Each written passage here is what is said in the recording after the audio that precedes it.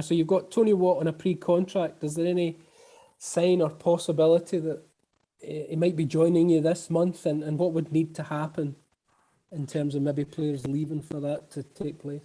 Yeah, I think there's some regular discussions that are kind of happening in the background regarding multiple scenarios just now, and I feel quite comfortable that we as a coaching staff are being supported by the sporting director, the recruitment team, and I think there's a lot of regular dialogue that's happening that hopefully in the next couple of days we'll start to see a bit of a breakthrough on. But again, I do feel really well supported by the guys at the club. I do feel like we're making good traction, and hopefully there's something to report, not necessarily on that player that you mentioned, but just a couple of other things as well moving forward.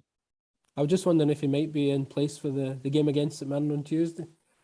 I know, and I'd love to give you that update. We've got a recruitment meeting this afternoon to talk about some updates in terms of young players trying to get some game time elsewhere to enhance their development, and also an update on any incomings. But again, I think it's just going to be one of those situations like it was in the summer, where our recruitment strategy is very much around being what Tony would call probably laser focused. Therefore, we've got to be patient, trust the process, and try and get the deals done as quickly as we would. And I know that there's always certain complexities that impact that, but yeah, we would certainly like to add to the squad in the coming days. So that's Tony Ashgar, not Tony Watt you were referring Tony to. Ashgar, yeah. So, I mean, what about Kerr Smith? Is that, I read with interest in the newspapers that his move to Aston Villa might be imminent, and that would land you a bit of a windfall? Yeah, to the best of my knowledge, Kerr travelled down to Aston Villa a couple of days ago to complete a medical and, conclude all the paperwork. So I've kept in touch with Kerr, and from my understanding, that's almost kind of a done deal.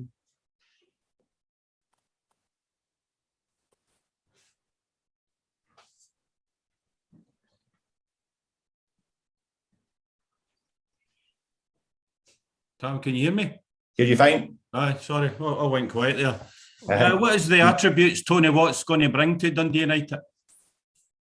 I think when we were looking at what we needed in terms of kind of bolstering our attack, and initially thinking, for the summertime, Tony's a guy who, if you actually look at his career quite closely, for as much as he's had a number of different clubs, he has actually been successful at these clubs in terms of his general play.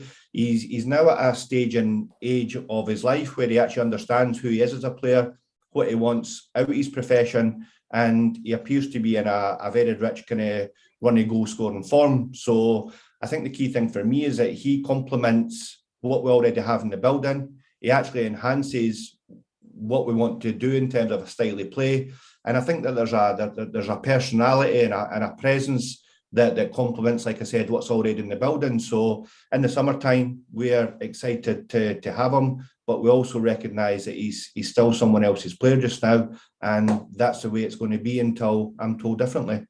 If you were a betting man, would you say he'll be in before the end of the transfer window?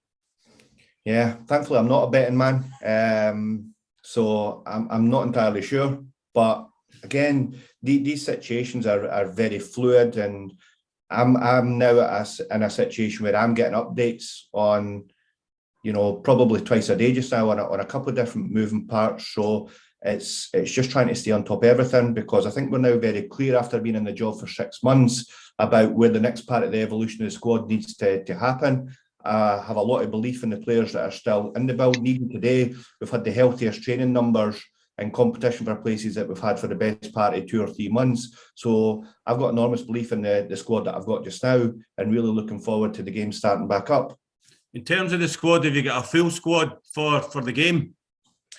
Yeah, it almost feels like such a contrast from how we ended the back end of last year to how we are just now, where the training group's very healthy, there's competition for places, and I think barring Liam Smith and Kai Fotheringham just now, we have a full bill of health.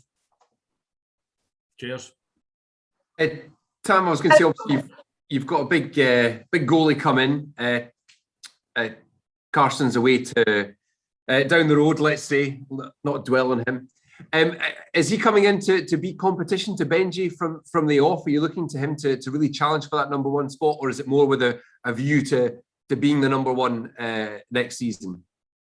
I think what's difficult just now, Chris, is that the season in Sweden finished about a month ago. So Saku will need a couple of weeks to get up to speed.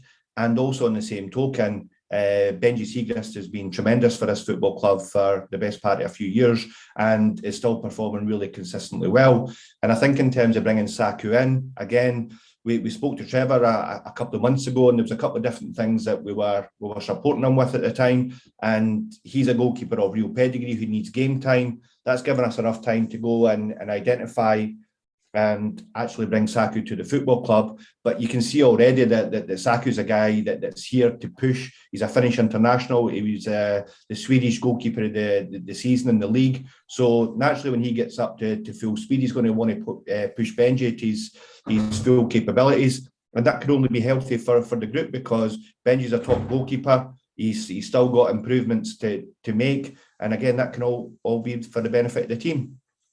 Sporting cliche alert, but are you resigned to losing Benji at the end of his contract? I don't think we're resigned, no. I think the relationship that we've got with Benji is very, very open, very transparent, but also on the same token, we will always take and make decisions that protect, the medium to long-term sustainability of the football club. And by bringing Saku in, still retaining Trevor, having Benji, got the younger goalies underneath that, we feel as if we've actually moved forward in terms of a position of strength, and we feel like we're protected for all eventualities. Given your sorry, Chris, I was just going to say, given your run of results in December, just how beneficial has the winter break been for you? I think it came at a good time, Alison, for us. I think there's no doubt that we were looking a bit weary. We'd had quite an extensive period of actually handling injuries to key players. And then we were probably one of the first clubs to actually run into a COVID situation, which in some respects was a real positive, because we got a chance to showcase our young players who got a lot of plaudits at Ibrox. But I definitely think that the break came at a really good time for us as a club, because you could argue that we'd probably just started kind of trudging a little bit. And again, today after the session, you can feel the renewed energy of a little bit of a break, healthy competition coming back into the squad, and availability of some of our top players. And with that 5 sub rule coming back in as well for after the winter break, what difference is that going to make for you? Is that going to help you? It does. I think it'll actually help all the managers, because ultimately you can put more players onto the bench, which actually is good for squad morale. And what you can actually do is you can actually have a wider mix of players on the bench as well. So depending on what's required tactically or what's required for the game, it gives you more options to actually freshen up whatever the game needs at that moment in time. So I think it's a wholly positive move. And in terms of St Mirren as well, what are you expecting from them on Tuesday night? Probably like a lot of teams, they'll have been looking at the break to reset, to refocus, perhaps add to their group as well. So for me, I think there'll be a real kind of freshness to the full league, because I'm certainly feeling a freshness from our players, both in terms of off the pitch and also on the pitch. So it's just great to know that we're actually getting back to competitive football, fans back in stadiums, and get the league moving again. Hi, Tom. Is Kevin McDonald a player that's of interest in Dundee United just now, or is he just working on some fitness with you? It's probably a little bit of both, actually. So Kevin's up in the area. He's obviously from the area as a young guy. We're obviously looking at a couple of different options, and Kevin was presented to us as an option to come in and train. So to get the opportunity to actually add a guy of his pedigree with the English Premiership, obviously with Fulham, and also as a Scottish internationalist, it would be remiss of us not to take a look. And he's really added to the training group in terms of his personality and his leadership, and his quality is not in doubt. So we're enjoying having him at this moment in time. Looking at the option of players coming in, is it still a case that a player can only play for 2 teams in one season? Is that still the case, do you know? Yeah, I believe so, yeah. But does that perhaps mean that if Gordon Shankland's a bit unsettled over in Belgium, that there's only one place he can go before the summer? It's funny because I actually read some of the reports recently and obviously the technicalities around that. And again, I don't know if it's all just kind of paper talk. Shanks obviously somebody I had a close relationship with when he was at the club previously. And even since he's went to Beershot, we've kept not in touch directly with him, but just kind of watched his performances. And I was surprised to hear that there was potential talk of him being unsettled, because we just want to wish him well. We want to see, the team's performances improve, and we want to see him scoring goals over there. So I'm not entirely sure of his current situation, unfortunately. Just looking towards next week's football, a couple of massive games coming up. The League One coming back after the break, and then right into the Scottish Cup a couple of days later. What a way to start off after the winter break for you. It really is tremendous. And I go back to the session this morning, and I just get the feeling that the players are energised. We obviously had a fantastic first quarter. The second quarter probably wasn't as strong for different reasons. And the key thing for me, though, is that I still feel like there's a lot of motivation within this playing group to do well in the next part of the season, to propel ourselves back up into the kind of the higher area of the league, because it's the first time this season that we've actually slipped out of the top six. So that's actually a first for us. And I do get the feeling from actually just speaking to the players, watching them train, that there's a real desire and a motivation to get ourselves back into that top six. Thanks very much. Cheers. Cheers, Neil. And just going into sort of Tuesday's game, obviously just coming out of the break, and now we've got the fans back, and just how pleased are you to have them back, and how great will it be to return to a sort of packed out Tannadice?